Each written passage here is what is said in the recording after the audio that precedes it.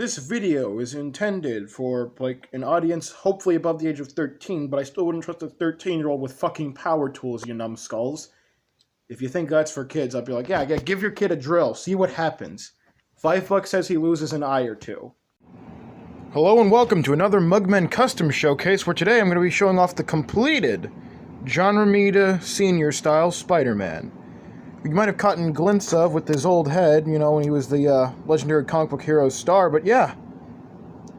Finally finished! Please excuse all the brown on the washing machine. Mom was spray painting it. It looks like somebody just fucking took a diarrhea. So yeah.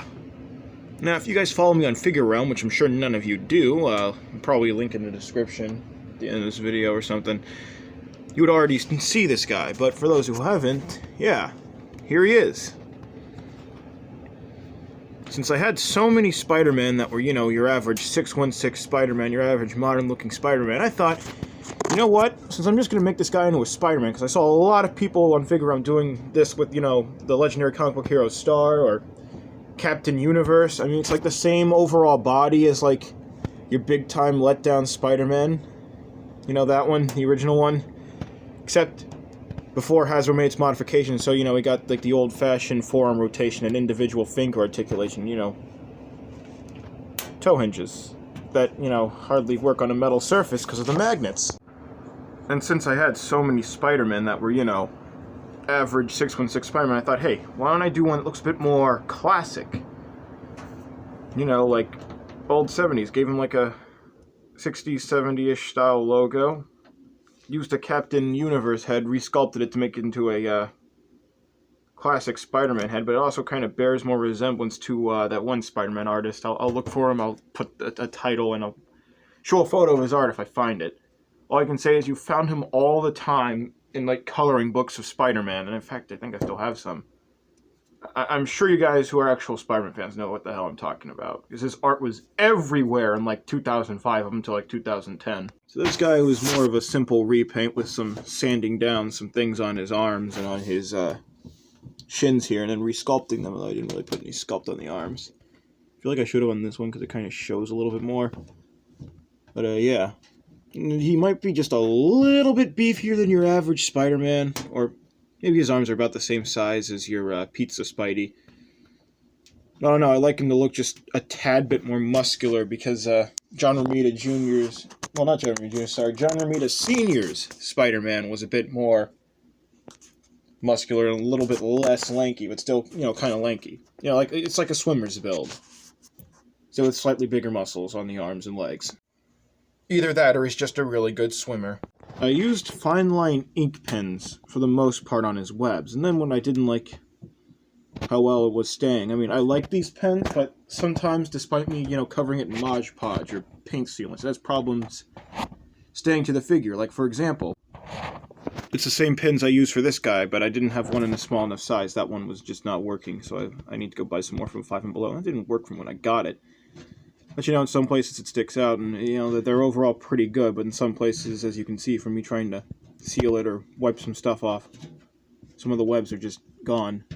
Although I do like how subtle this web looks. Or another example, custom Peter B. Parker from Into the Spider-Verse. There's plenty of places where the webs just kind of fade away, despite it being sealed. And also, kind of wish I used this, you know, Spider UK style head on this guy. Oh no, it looks a little bit too wonky, actually, never mind. Well, then again, maybe if I just fixed up the joint a little bit or something, yeah. Yeah, it's not a bad look at all. Then maybe I could use this on, like, I don't know, that PS4 Spider-Man.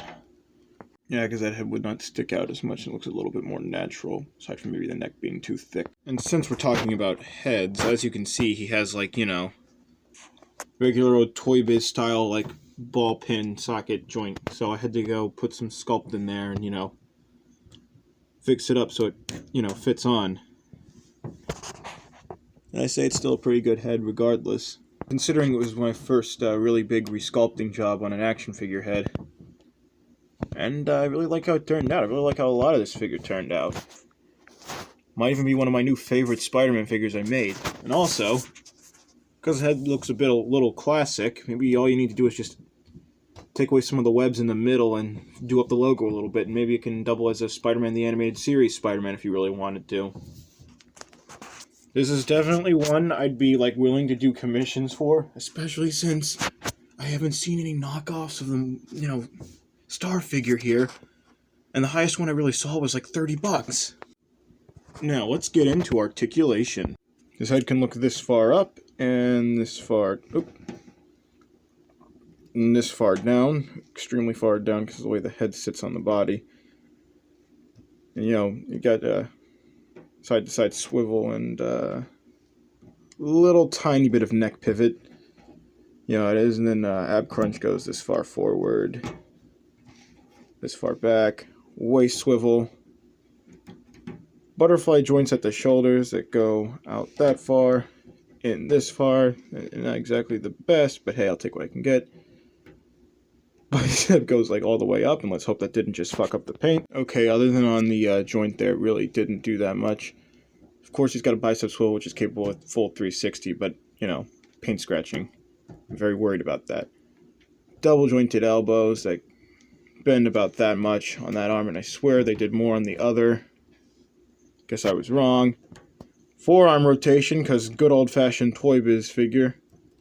Wrist hinge. I'm still struggling to do this one-handed wrist hinge. And of course, one of the reasons why I bought this figure, individual finger articulation. That means if you really wanted to, you can get old Spidey given the bird, which I've always found to be hilarious, honestly. I love figures with individual finger articulation. Thighs go that far out, and due to these being the old, you know, Toy Biz ball joints, they're capable of a full 360, like the good old days. Of course, they swivel right at the cut there. Double jointed knees. Calf rotation. Freaking... Why is this missing from modern Spider-Man figures? I do not get it! It's very vital and important! Slight ankle pivot, toe joints, and of course, the magnets. They don't really move, they just keep them in place, really. They keep him in place while he's having all these high-flying battles with the Green Goblin. Or to go kick Mysterio in the face while he's facing other threats. Threats that like to kill his girlfriend. Now, using my sister's measuring tape, because I can't find anyone else's, you can tell that this figure stands a little bit over 6.5 inches tall. And for your movie comparison, probably bootleg classic trilogy Spider-Man, you know, he's a little taller. I mean, it might be short because he's a bootleg, or it might be because it's a Spider-Man 2 Spider-Man body, and I don't actually know how short that is compared to regular Marvel Legends. He's only a hair taller because of the magnets, maybe the way the head sits, but here he is standing next to, like, the Sunfire body, you know, this Spider-Man, and doesn't look that much taller, just like a hair taller, you know? Speaking of Spider-Verses, here he is standing next to a teenage Spider-Man. We have my custom SH Figuarts Into the Spider-Verse Miles Morales, and my Ultimate Peter Parker, one of them.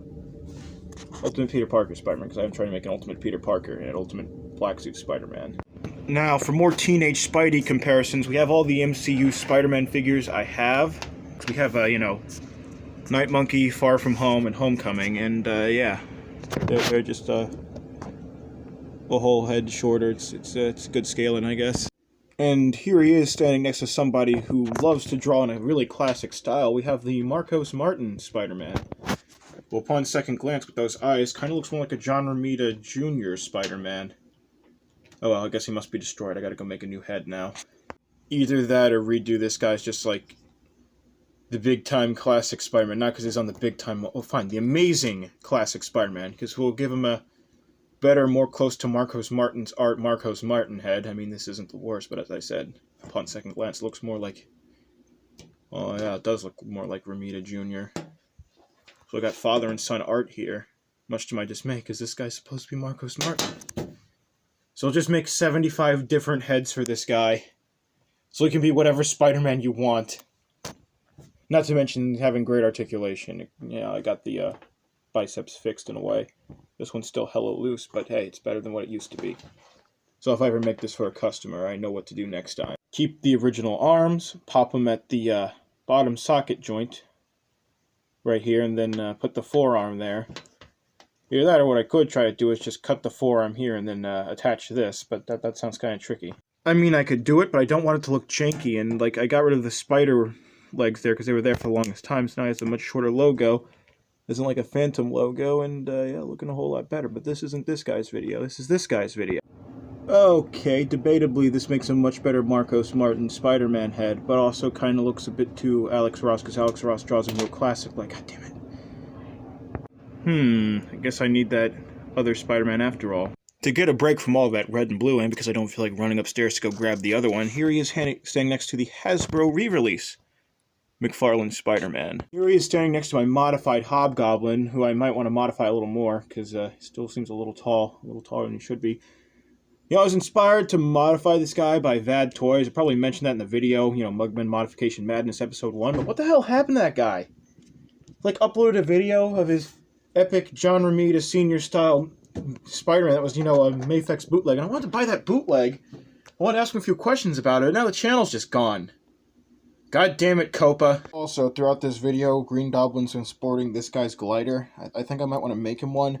See, my brother bought me this Green Goblin, and it came with a movie Green Goblin glider, but he can't exactly fit on that too well without me having to modify it, maybe give him some straps like this. But when I tried that, it just didn't work, and I don't really want to, you know, attach anything permanent to the glider, but yeah, maybe I'll just make him a classic glider like this. I mean, all it really is just some cardboard duct tape and, like, some plastic train track. So yeah, I can definitely do that. And here he is, standing next to the old Toy Biz, what is it? Fearsome Foes box set?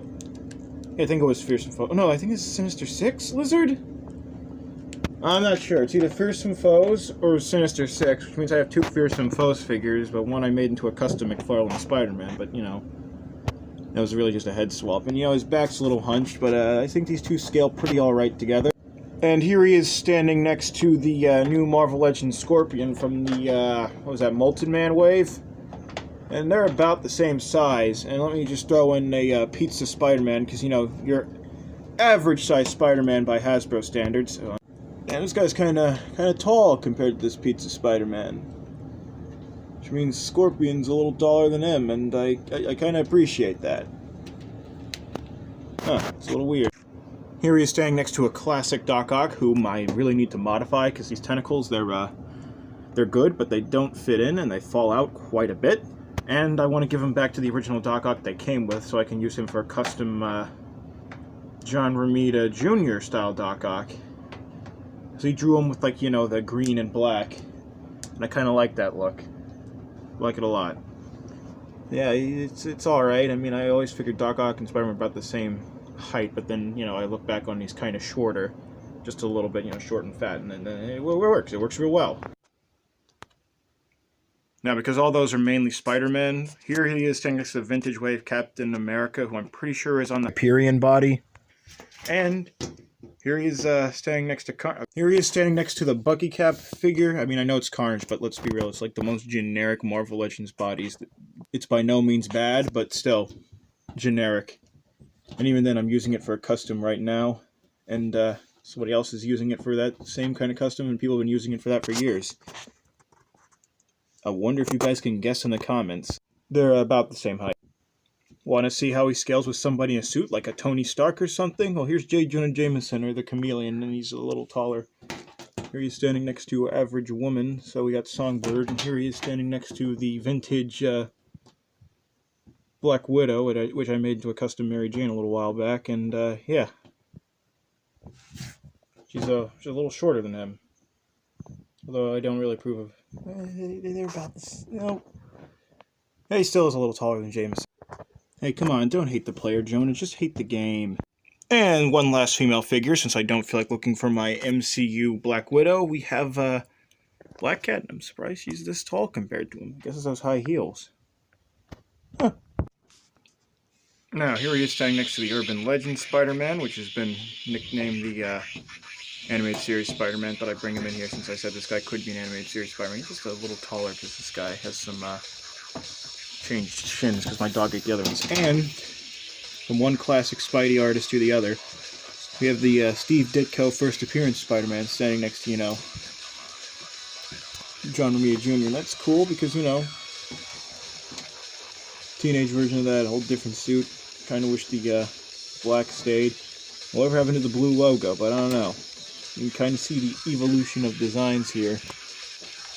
Then we would morph into something closer to this. After McFarlane, though. Well, anyway, that's my review, guys. Remember to like, comment, share, subscribe, and have a good day, everyone.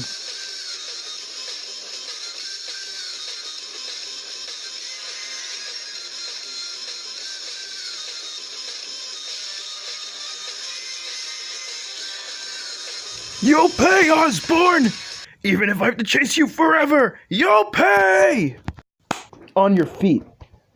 I'm gonna make sure you rot in prison for the rest of your life. My friend, I cannot permit... When a man dies, it should mean something. It's gotta have a point, so we all don't live in vain. Funny, I thought watching the goblin die would make me feel better about what happened to Gwen. I feel empty, washed out, and maybe just a littlest bit more alone.